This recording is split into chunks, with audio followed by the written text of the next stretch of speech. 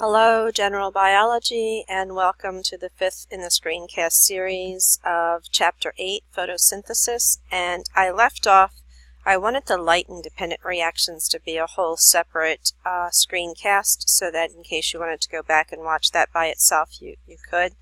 Now we're going to look at the light-independent reactions, also known as the Calvin cycle. So we're going to start off with a 5-minute video.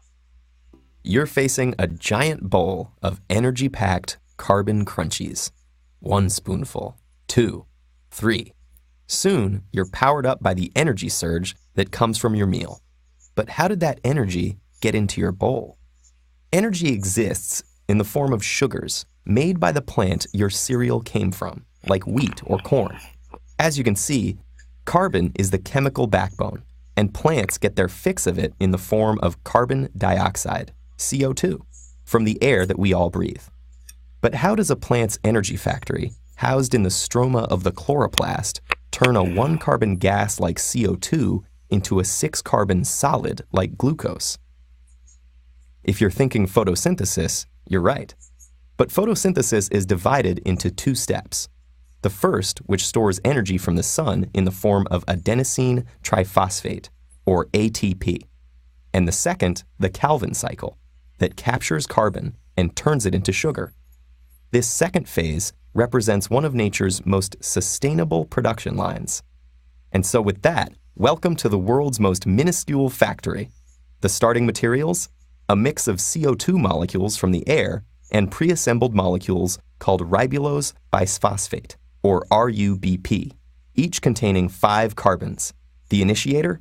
An industrious enzyme named rubisco that welds 1 carbon atom from a CO2 molecule with the RUBP chain to build an initial 6-carbon sequence.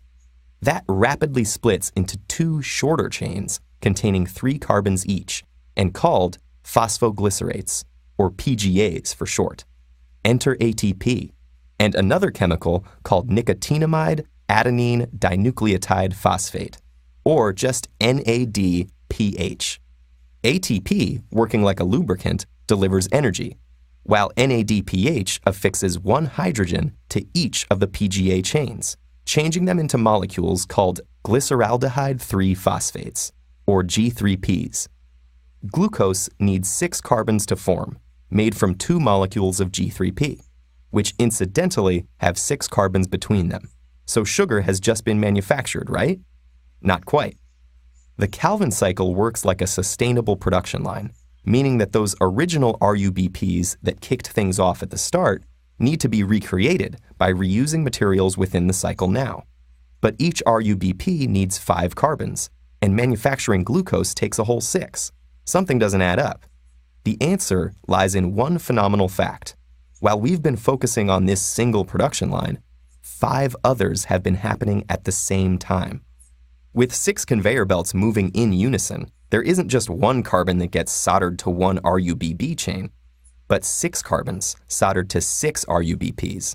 That creates 12 G3P chains instead of just 2, meaning that altogether 36 carbons exist, the precise number needed to manufacture sugar and rebuild those RUBPs. Of the 12 G3Ps pooled together, 2 are siphoned off to form that energy-rich 6-carbon glucose chain, the one fueling you via your breakfast. Success! But back on the manufacturing line, the byproducts of this sugar production are swiftly assembled to recreate those 6 RUBPs. That requires 30 carbons, the exact number contained by the remaining 10 G3Ps. Now, a molecular mix and match occurs. 2 of the G3Ps are welded together, forming a 6-carbon sequence. By adding a 3rd G3P, a 9-carbon chain is built.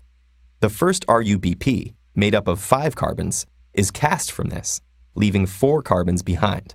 But there's no wastage here. Those are soldered to a 4th G3P molecule, making a 7-carbon chain. Added to a 5th G3P molecule, a 10-carbon chain is created, enough now to craft 2 more RUBPs. With 3 full RUBPs recreated from 5 of the 10 G3Ps, simply duplicating this process will renew the 6 RUBP chains needed to restart the cycle again. So the Calvin cycle generates the precise number of elements and processes required to keep this biochemical production line turning endlessly. And it's just one of the hundreds of cycles present in nature. Why so many? Because if biological production processes were linear, they wouldn't be nearly as efficient or successful at using energy to manufacture the materials that nature relies upon, like sugar. Cycles create vital feedback loops that repeatedly reuse and rebuild ingredients, crafting as much as possible out of the planet's available resources. Such as that sugar, built using raw sunlight and carbon, converted in plant factories to become the energy that powers you and keeps the cycles revolving in your own life. All right, so let's look at the light-independent reactions, or otherwise known as Calvin cycle. This was discovered by a scientist by the name of Melvin Calvin, and we're going to go over this cycle of reactions in class. So just kind of sit back and absorb what I'm saying. So the light-independent reactions, they do not need the energy of sunlight in order to happen. That's what independent means. But they do need the products made by the light-dependent reactions. And those products were NADPH and ATP. Because every chemical reaction requires some sort of energy for that reaction to occur. So if the light-dependent reactions don't happen, then the Calvin cycle, or the light-independent reactions, cannot happen because they won't have ATP or NADPH for those reactions. So we're talking about something, a set of reactions, a cycle of reactions that happens within the stroma, the fluid-filled space that surrounds the thylakoid membranes. And we called it a fluid-filled colloidal suspension because there are chemical compounds that are suspended in it. And one of those chemical compounds is this 5-carbon compound known as RuBP. So that already exists within the stroma. RuBP is going to chemically react with carbon dioxide. Now you'll notice that there's a 6 here. That means that we need 6 RuBPs to chemically react with 6 carbon dioxides. So it does, and it temporarily forms a 6-carbon compound, and there will be 6 of those 6-carbon compounds. And those 6 carbon compounds will divide specifically or directly in half, and you will get 12 3-carbon compounds from that division. These 12 3-carbon compounds are known as PGA. And because of the breakup, because of that 6-carbon compound breaking up, this reaction takes away some energy. So in order for the PGA to be used to become glucose, it needs to get some energy. So we have 12 PGAs. We're going to need 12 ATPs to energize that. So the 12 ATPs are going to give each one of these PGAs energy. When the ATP breaks down, we get ADP and independent phosphate groups. Those are going to get put back together back in the light-dependent reactions when the ATP synthase turns around. All right, now that these are energized, they're ready to carry electrons. And we have 12 electron carriers of NADPH. So each one of these electron carriers is going to drop a pair of electrons off to the PGA. So they'll drop that off, and when they do, we wind up getting 12 NADP pluses, which go back and they pick up more hydrogen and electrons in the light-dependent reactions. So now we have 12 PGALs because they now have electrons attached to them. 2 of these PGALs are going to leave the cycle.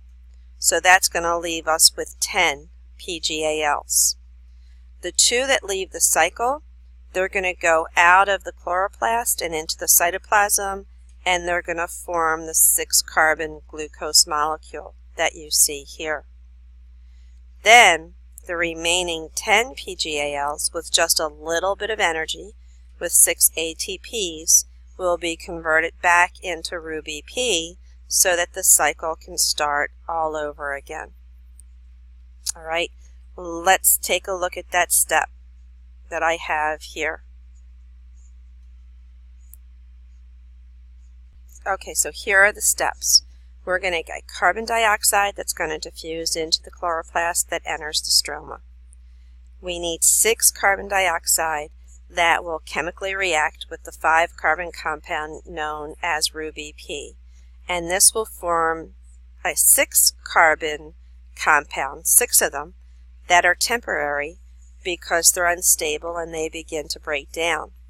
This 6-carbon compound immediately breaks down and forms 12 3-carbons, carbon compounds known as PGA. PGA is de-energized because of the breakup, and in order for it to continue the reactions, it needs to gain some energy. So it will gain energy from 12 ATPs. They'll go through exergonic reactions that will release energy to the 12 PGAs, and now the energized PGA can become an electron acceptor. There will be 12 NADPHs. They'll drop off their hydrogens and their electrons to the 12 PGAs and become PGAL. 2 of the PGALs will leave the cycle of reactions, and they will move into the cytoplasm and form 1 glucose molecule. The remaining 10 PGALs will then be converted back into the 6 RuBPs. And in order for this to happen, we're going to need some energy from ATP.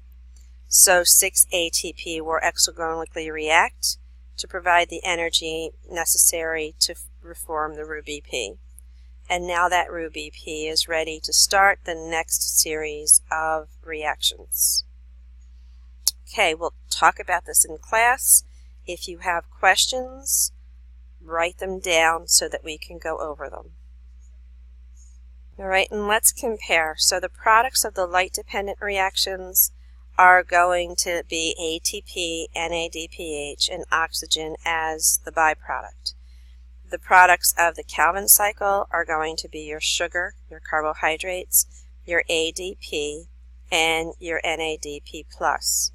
The reactants of the reactions, in order for the light-dependent reactions to happen, we need water, and in order for the Calvin cycle to happen, we need carbon dioxide. The sugar that is produced as a result of photosynthesis is going to be used in the process of cellular respiration, Chapter 9, in order to make the ATP that we talked about for cellular metabolism. All right, that ends this chapter.